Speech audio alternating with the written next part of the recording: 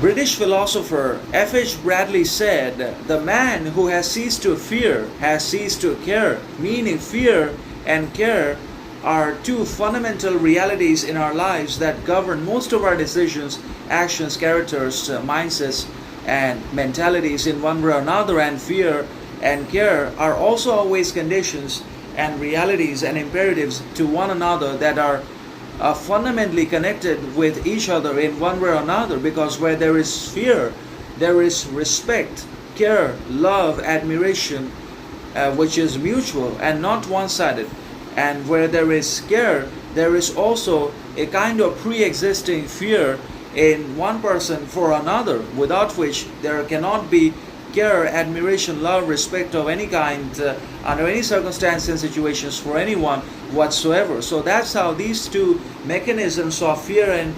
care work together in complete harmony and govern our lives, control our actions, dictate our mentality, and obviously control our whole being and actions in one way or another, consciously or unconsciously, or we just don't realize it because we don't always pay adequate or enough attention or importance to the feelings, emotions, and drives that are internal and that control us, govern us, and steer our lives, relationships, and actions in one way or another. So when it comes to fear, then obviously there is also care,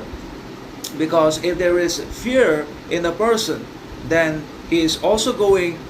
to have mutual respect, love, admiration, and care for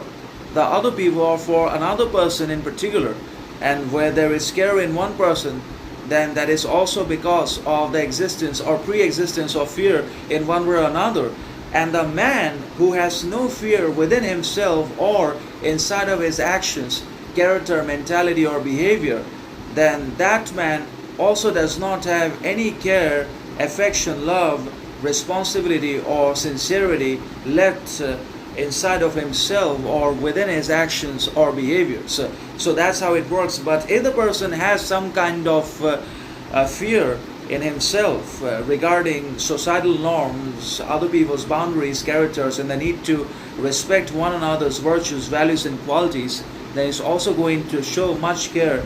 and give adequate attention, importance to the communications and relationships that he constructs or that he already has in his lives in one way or another. So the person who does not fear anything, or the person who has stopped to fear,